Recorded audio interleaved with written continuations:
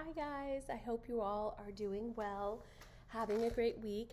So I read over what you guys wrote about the Silent Night Lights, and you all guys all had a lot of really interesting things to say. You had a lot of interesting insights. You had a lot of ideas of how deaf people could be included in CCM and feel welcomed.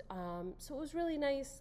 I always love, reading stuff that you guys write so I can get a better understanding of how you guys think of stuff. So it was really nice to read that. So you guys did a great job with that and the finger spelling.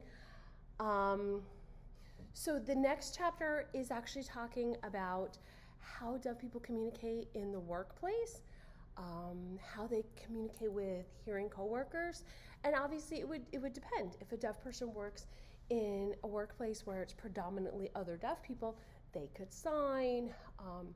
There would be a lot of things that were understood, that you would have to flick the lights to get someone's attention, that you could wave at them to get their attention, how to communicate, how to, not to call, instead to text, things like that. So if a deaf person was working in a deaf environment, there would be a very different communication method than if a deaf person was, say, the only deaf person in a big hearing office. So if a deaf person worked in a hearing office, they might have to text message, they might have to email. There are apps that can interpret phone calls. So if somebody called, it's almost like FaceTime, where you see a person on the screen, I sign, they sign, and they would speak to the hearing person. So it's like the person who's the FaceTime on the phone is interpreting for the other two people.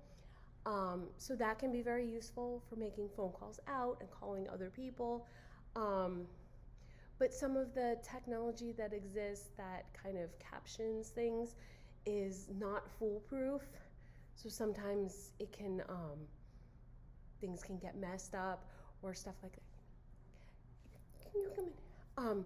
So I thought what would be better than just explaining to you how deaf people work in an office or a place like that was to give you an actual experience. So we have a virtual guest speaker. So as you guys might know, my husband is deaf.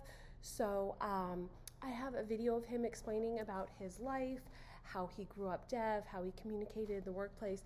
We've already learned the different types of educational options, self-contained, residential, mainstream. So he talks about his journey and learning language and also how he relates with his family. He talks about where he works. So it gives you a really interesting insight. I interpret the whole thing, so don't feel like you're like, I can understand him. But it will get you to get the viewpoint of an actual deaf person, get to see a deaf person signing at regular speed, and give you kind of an authentic voice of somebody, who can explain it a lot better than I can because they've had that experience. So the next video is a video of Matt.